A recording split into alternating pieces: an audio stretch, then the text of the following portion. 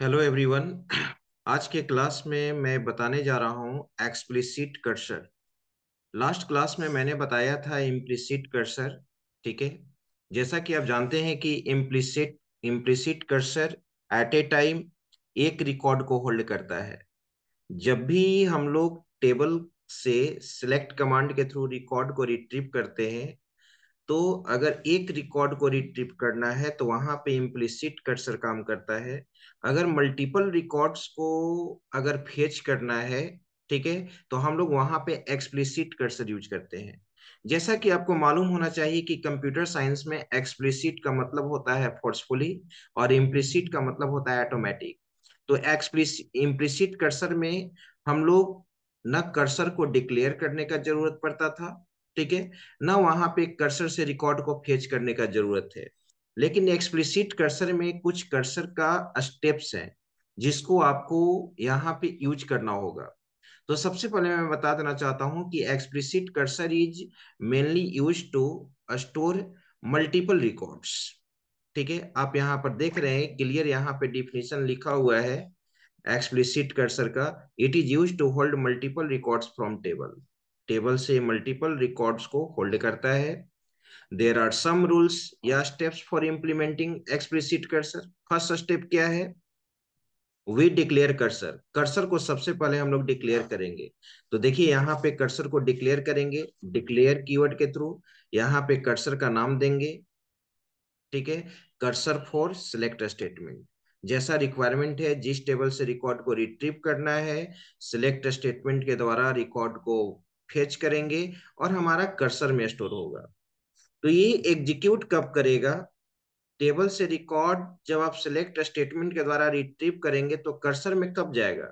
जब कर्सर को हम ओपन करेंगे। तो आप यहाँ पर देख रहे हैं सबसे पहले मैंने यहाँ पे डिक्लेयर कीवर्ड के द्वारा कर्सर डिक्लेयर किया। कर्सर का नाम क्या दिया? C1।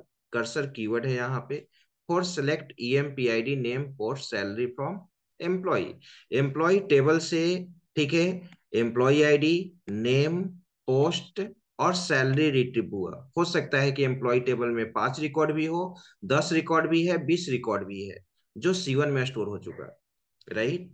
अब स्टेप 2 क्या है? कर्सर को डिक्लेयर करने के बाद कर्सर को हम ओपन करेंगे। तो कर्सर को ओपन करने के लिए हम ओपन स्टेटमेंट यूज करते हैं। यहाँ पे कर्सर का नाम देंगे open C1।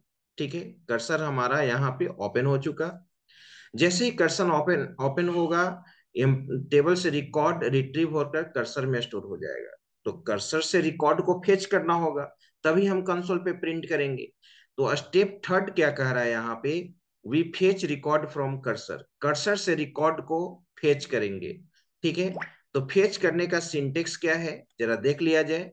Fetch next from fetch next from cursor name. ठीक है, कर्सर नेम से रिकॉर्ड को हम लोग क्या करेंगे? फेच करेंगे इनटू लिस्ट ऑफ वेरिएबल्स। यहाँ पे कैसे फेच स्टेटमेंट को यूज करेंगे?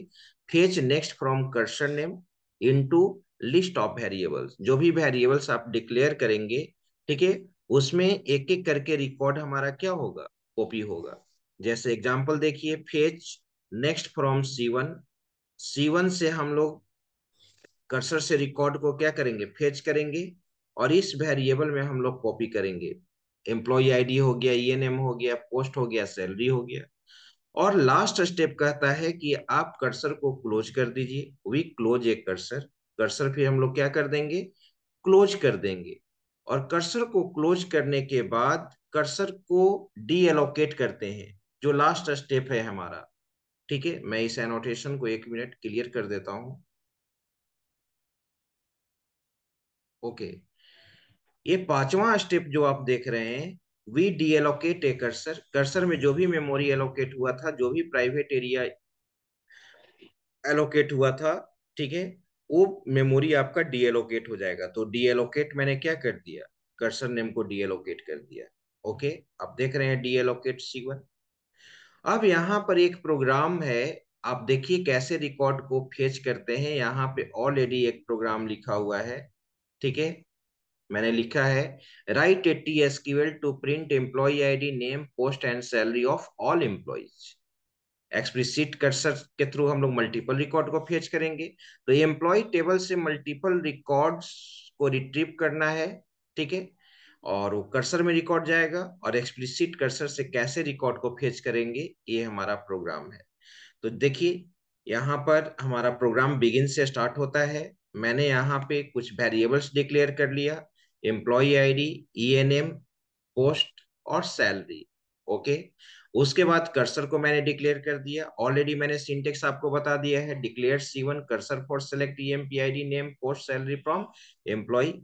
ओके, जो सिंटेक्स में था एग्जैक्ट वही लिखा गया है। कर्सर को क्या कर लिया गया, ओपन कर लिया गया। तो कर्सर को जैसे ही ओपन कर लिए, कर्सर में रिकॉर्ड आ चुका है। अब कर्सर से रिकॉर्ड को क्या करना है, फेच करना है। तो कर्सर से रिकॉर्ड को फेच करने के लिए fetch next from C1 into, यानी कर्सर से फर्स्ट रिकॉर्ड फेच होकर इसमें आएगा। एक यहाँ पे pre defined global variable use होता है। ये जितने भी प्री डिफाइंड ग्लोबल वेरिएबल है, वो डबल एट द रेट से स्टार्ट होता है, फेच अंडर स्कोर स्टेटस। अगर रिकॉर्ड फेच होता है, रिकॉर्ड फेच होगा, अगर रिकॉर्ड हमारा रिट्रीव हो रहा है कर्सर में, जब तक रिकॉर्ड है तब तक ये क्या रिटर्न करेगा, जीरो। ठीक है, ये प्री डिफाइंड वेरिएबल हुआ। प्री डिफाइंड वेरिएबल हमेशा डबल एट द रेट से स्टार्ट होता है। तो फेच स्टेटस में अगर हमारा ये ग्लोबल वेरिएबल है, अगर जीरो मिला तो यानी रिकॉर्ड अवेलेबल है। तो व्हाइल, आप जानते हैं व्हाइल कैसे यूज करते हैं। व्हाइल में यहाँ पे स्टार्टिंग एंडिंग कर्ली ब्रेस का कॉन्सेप्ट नहीं होता है, बिगिन, बिगिन और एंड से क्लोज करेंगे। देखिए व्हाइल के अंदर, तो फर्स्ट रिकॉर्ड फेच होकर ये वेरिएबल में आ चुका है। अब मैंने इसको क्या कर लिया, प्रिंट के द्वारा प्रिंट करा दिया। देखिए उस वेरिएबल को प्रिंट कराया गया है जिसमें फर्स्ट रिकॉर्ड गया था, employ ID, ENM, post salary.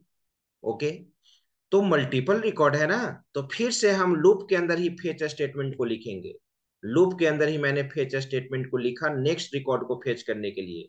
तो कर्सर वन से C1 से नेक्स्ट रिकॉर्ड फेच होगा, और फिर इस वेरिएबल में कॉपी होगा।